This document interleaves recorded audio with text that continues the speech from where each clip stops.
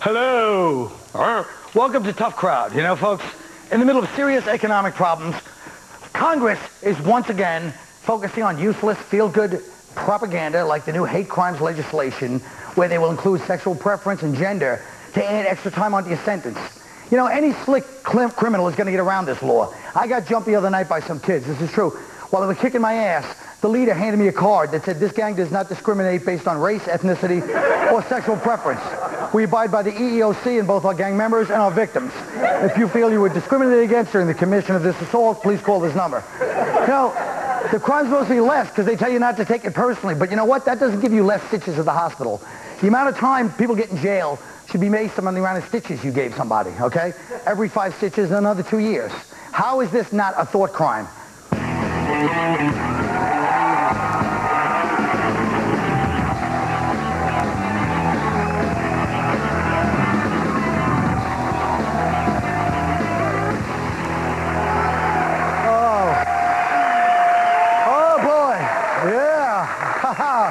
All my bits come out eventually. It takes years, but they come out, and that was one. Now listen. Jimmy, by the way, I know you're part German. Have any of this Danish or whatever. I know you guys like that kind of... Too, you like that that kind of breakfast in the Germanic community. I like that you mix tomatoes in there. That's I don't know. That normally goes together. I didn't Tomatoes and cookies. Delicious. I don't know what that was. Maybe symbolic of, I don't know, your half Italian heritage. I am, yeah, sure. Well, folks, let me tell you something. There are no hate crimes. There are no like crimes. Everything's a hate crime. I'd rather be beaten up because I was white than be murdered by somebody who was my race just because it was a random act, yes? So the point is, can you measure or prove feelings? Greg?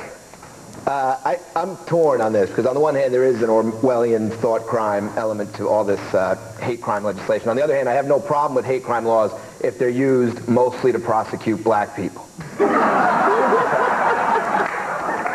Todd, I get the feeling you'd like to respond to that. Yeah, that's why we always whooping white people's ass. That right there. You know, I mean, I really want to whoop Greg's ass right now. I believe you. Yeah, I do. I mean, that is the case with these laws. There's like misperceptions of what the hate crime laws are. But yeah. They're neutral, and that's why I was sort of kidding about the prosecuting mostly black people. Back down from now.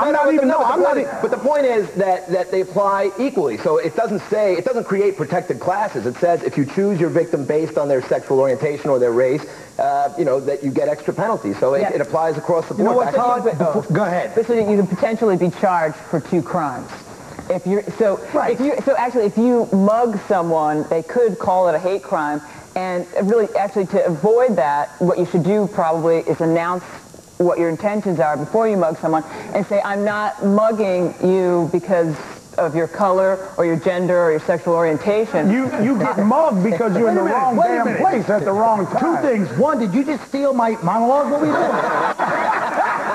You stole my monologue. We weren't paying attention, Tom. You were not paying attention to me. That's exactly almost to the word what I said in my monologue. Nobody gets a crime. It sounded just as good as second time. It sounds better when you say it. I can't hear you. No, I couldn't hear you. Why not? Because you're Irish and everything sounds like you're speaking another language. You hear it. It's all Todd, let me tell you something else. Before you start Greg, I can't believe you're going to let him get away with that. All right, you certainly weren't backing down when it was Dennis Leary. Now tell this son of a bitch. I'm just kidding. I don't want to start a fight. Listen, guys.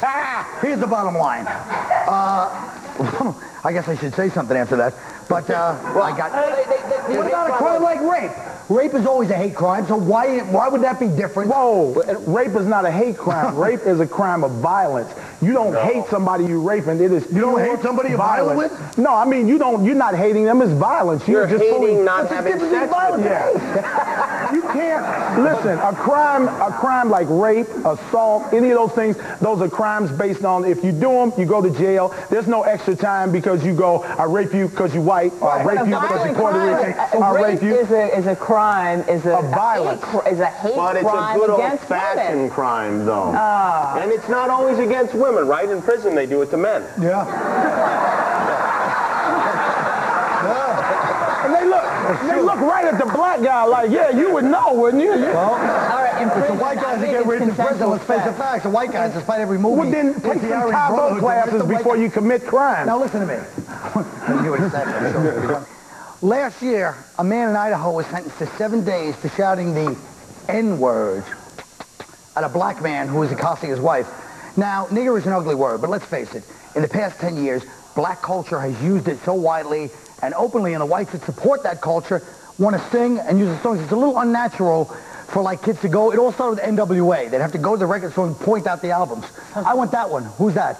You know, the one with Eazy-E, the Straight Outta Compton. And they can never say the name of the album. Don't you think that it's a little strange to have a word? If that's an ugly word, it shouldn't be used, fine. But isn't it a little weird that 10% can use the word and 90% can't, even though it's all over everybody's lyrics and every other show? You know what I mean? No, because, don't you think that's strange? Because they're black. No, this is to use the word, right? No, this is the actual problem, right? It's like y'all mad because you made the word up and you can't use it no more. You abused your privileges when you were using it. That's simple. You abuse your nigger privileges. You have no more nigger privileges. To me, first of all, that law in Idaho that you're talking about is unconstitutional. You can't. You can't be disallowed to use certain words. That's just the way it is. But besides that, the most shocking thing about that case was that there are black people in Idaho. This is what it actually is. Why black people do not want you to use the word nigger. One is because we mad at y'all from the stuff y'all did in the past. So we figure like, wait a minute, yeah, we mad at you for the stuff. There are some guys. Let me say this. There are some guys out here that are niggas, but we don't, as black people, don't indiscriminately walk up to every black person and go, hey, nigga. I can't walk up to an old black girl and go, my nigga, without him shooting me, stabbing me or something. But wait a minute. No, you don't walk up there. You don't walk up to every white girl and go, what's up, cracker? Hey, Wop, what's going on, Mick? Of course not, but don't act like it's not a frick. Take it easy with the racial term. I'm half Italian. I mean, he's half German. That's why it's tomatoes and German-Irish. Yeah. Oh, look, we got to get the hell out of here, you guys. But don't worry, Act 2's coming up, and it's going to be quite interesting. Friends don't leave friends alone with these people. So you better stay on this.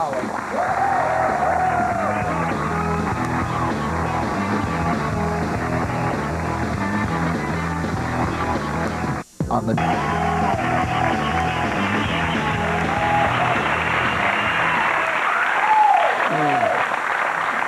15 states have adopted anti-bullying policies in an effort to teach kids how to confront gossiping, ridicule, etc. You know, four eyes, fatty, ugly, smelly, right? Now, what is the downside of this? First of all, less ass in the world. They're teaching kids to open up to the bullies and try and let them know how it feels. Of course, it's not the schoolyard pushdowns anymore. It's, you know, sexual assaults by 12-year-olds and, like, stabbings in the stairwell. You know, kids like, you know, when you emptied your clip into my science class, I felt unsafe. So, the question is this bad or good? Isn't school supposed to be where we learn how to take a little abuse? Jimmy? I think it is, yeah. I mean, when I was in junior high school, there was a kid named Darren, and what he would do, he's one of those kids. No, he's Italian. He was bigger than the rest of us, and he was one of those kids who was comfortable being naked, you know, and when you're just hoping to get a hair or two. And what he'd do in the locker room is you'd be sitting there by your locker. Is it okay if I stand? And he'd put his leg up here, and you're looking that way, like, Carl, you're looking that way. Not put your... And then this is a valuable lesson to be taught. And then he would call your name with his penis in his hand, and you turn around and you get a face full of Darren's penis. But I did learn a valuable lesson from that. I learned not to be impulsive, and I learned that penises can sometimes be salty as well. Could you put your balls on Greg the next time you do this? Yes, I'll leave them in the green room. Now, you know what, Colin, actually, I think there's a lot of kids, too.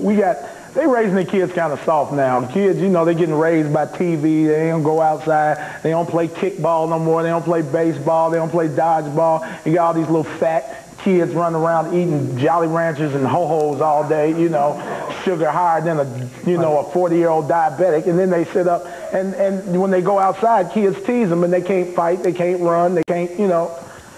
Get your kids active. Active kids. That's actually human evolution, though, because now we don't really need, you know, you see kids, they really don't run, they don't do anything, they just sit all day behind a computer, you know, we're evolving, we're just becoming, eventually we're just going to be a giant ass with fingers. I think fat kids should be teased so they don't grow up with a false sense of confidence. Yeah. But don't you realize, God forbid I get serious, but like not only the trench coat mafia, but that kid in Thomas Jefferson High School in Bed-Stuy, the reason he pulled out a gun was because he was getting bullied by a serious, hard-ass kid. So, I mean, a lot of these shootings are kids that are getting bullied, and they're like, you know, they're just going to go grab a gun and do it. You know what I mean? They're not thug kids that are pulling out these guns. You know who the crazy kids are in your school. There's no, you know the one that'll go, you know what, that one. Yeah, the one who, like, in 4th grade had to go take a pill at a certain time every day. You know That's the kid you watch know out who the nutcases are.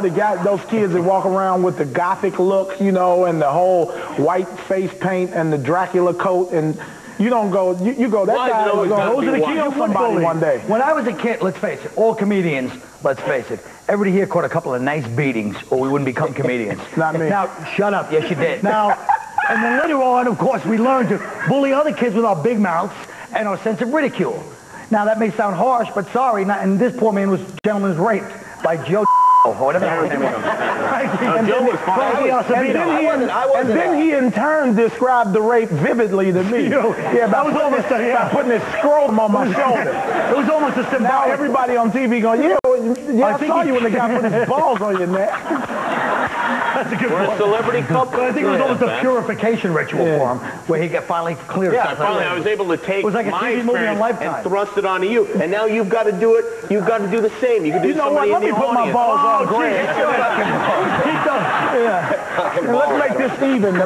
All right, listen to this. The black man's balls. That's all I need is to have Cro-Magnon man rest his balls on my shoulder. Listen to me. Now, what about these online things where they're spreading rumors, true or false, about the other kids? This one's a slut. This one slept with this one. This teacher's ugly. This is online bullying. What do you think about that? Look, the reality it's cowardly. That's a lot of horse. I do think that's cowardly, and I think, I grew up in a simpler time when arguments were settled with fists, and also love was made that way with fists. She's from upstate New York. I also think it's just, I feel like it's weak because, like, what would what are teenagers threatening each other with? Like, I dare you to look up www.colinquinsaf.com. It's just embarrassing. It's like... because we didn't have that. We didn't have computers to go, hey, you suck online. But there is a mean-spiritedness to it, that people are cowards. They hide behind, you see on the message boards, people hide behind this anonymity. People are willing to go on a computer and say things that they wouldn't say in person. You say things you would never say to another person, like, yes, I would like a thicker, longer penis. Well, the other thing is, when you get a lot of these, first of all, it's ColinQuinnBlows.com. I told you not to check it out. Don't check it out. I'm going to knock that kid out if I ever meet him. He's probably like 11 years old. I'll still stomp him into the ground. Oh, look, we have to show some commercials. Don't exercise your free will. Just sit there, and we'll be right back.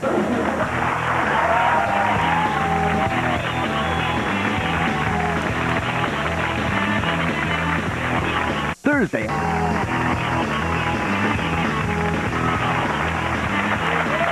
Folks, Colin Powell, as I call him, spent the weekend in Israel trying to figure out how to open the roadmap to peace without it blowing out the car window.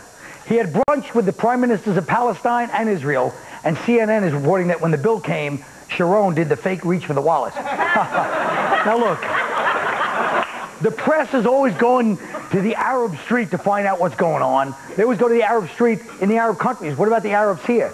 The Arab street here, they're the ones that have to deal with this stuff. So we thought we'd go out and ask some Middle Easterners in this country if they had anything on their minds. Take it to the streets, I always say. So let's check out our first question in my new advice column. Colin, as an Arab in America, sometimes people look at me like suspiciously. So what should I do to stop this? You get a sweatsuit, some chains, an Escalade, and just people will look at you and go, relax, he's not a terrorist, he's just a drug dealer. Next. If somebody yell me in the street about Arabic people, about Osama bin Laden, what can I do? So when somebody yells about Arabic people or calls you Osama bin Laden, you know what you do? When they say that, you just go, chinga tu madre, then they think you're Puerto Rican. Then, if they say kill Puerto Ricans, you go Zorba, they think you're a Greek. Then if they say kill Greeks, you go kill Greeks. I knew you were a Trojan, you scumbag. Next. Next, please. Why many comedians make a joke about the Arab people? The comedians make jokes about Arab people. It means you're accepted as part of the country. It's when they don't joke about you. When they don't joke about you, you gotta worry. Okay? Nobody ever made Indian jokes in the 1870s. Look what happened to them. Next. Colin, it's hard to meet women So how can I tell them that I'm a nice guy, not a terrorist? Your first mistake is thinking women want a nice guy. They want a bad boy. They want a bad boy. They don't necessarily want a terrorist, but it's like a mafia. They don't like the mafia guy, but they want you to be connected. So like you bring your girl over to your house, throw out the old playing cards with all the people and just go, oh, 2 o'clock, my cousin's crazy. You never learn. Something like that. Next. Where are you going to bomb next so I can tell my cousins? That's a fair question, and I'd like to ask you the same one. You tell and I'll tell. Next. Colin, why everybody here love Israel? Or maybe everybody support to Israel? Can you give me an answer? He says, why does everybody here love Israel? Why do you support Israel? Well, it doesn't matter. The point is it's like you guys are the Palestinians. You're in a relationship for so long that now if you leave when things are going tough, you look bad. You know what I'm saying? Next. Colin, how can I hook up with a girl when they think Islam is oppressive to women? How do you hook up with a girl when they think Islam is oppressive to women? Here's what you do. You get the Quran, you bring her over, you start reading it, and then you show her segments that you put in there, like an E. Cummings poem or Jeff Buckley lyrics, maybe John Mayer, I mean, Body is Wonderland. They're going to think that's from the old days because nobody had the balls to write that after 1950, but apparently. Or you could go for like the political girls that want to like be bad and piss off dad. They want to get involved with somebody from the Middle East, You tell them some sob story about how corporations, when you were a kid, you knew it because Dick Cheney pulled up to your village in a Delta 88 Lincoln, and he slapped the village elders around. Next thing you know, you had the only mosque in the village with a Cinnabon on the side. I don't know. You had a Chili's in there, the Baby Macs. This is what I'm talking about. Now, see, folks, that's how it's done. You take a problem, you air it out. And remember something. It takes an entire village or a settlement or an occupied territory to raise a child. You know what I mean. We'll be right back.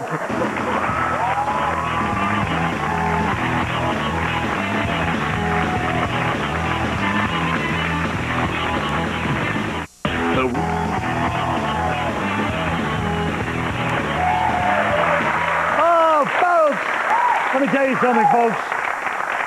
Racial slurs are taboo, and we are in desperate need of new ones. And who better to create them than tonight's panel of social engineers? So come up with a new derogatory term that describes any group of people. Jimmy? Well, first of all, I want to say I'm so glad you're finally tackling race on this program. My group is midgets. The hardest time I have with midgets, they don't seem to like anything you call them. They really aren't happy with anything. And when they complain, they have high, squeaky voices that give you a headache. I've given this a lot of thought. I'm sensitive to the fact that they want to be called what they want to be called. So I made a huge list, and I narrowed it down to 3 names. They can be called humanettes, halfies, and or people McNuggets. You make the choice, guys. Okay, Laura Kightlinger. You want to sit on my lap? No, I want you to have the whole because of all right. joke. Okay, first of all, I resent being forced to come up with a sniglet. Ow. Yeah. But here goes. Titwit. It's the tit-shaped candy in a bright pink box. No, titwits are those guys that don't make eye contact while they're talking to you because they're too busy staring at your boobs. And when you catch them, they ask, what did your shirt say? It says, I know you're staring at my chest, jackass. Thanks. Great. It's made it a fun day. It was great. Okay, Todd Lynn.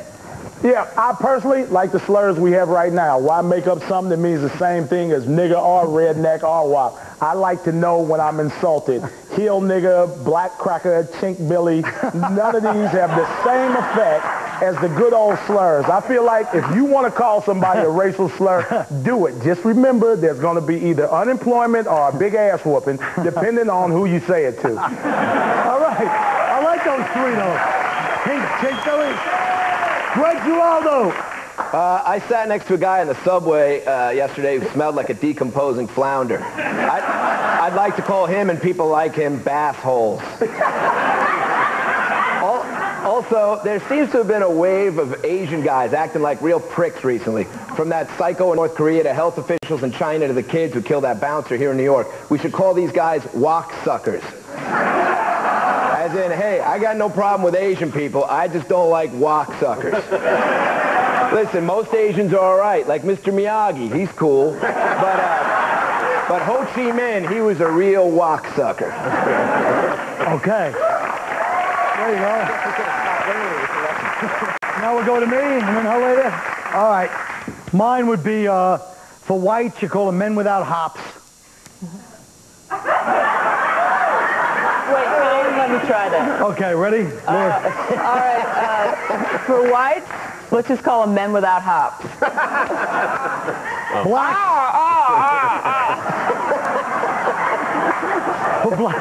For blacks, the movie ruiners.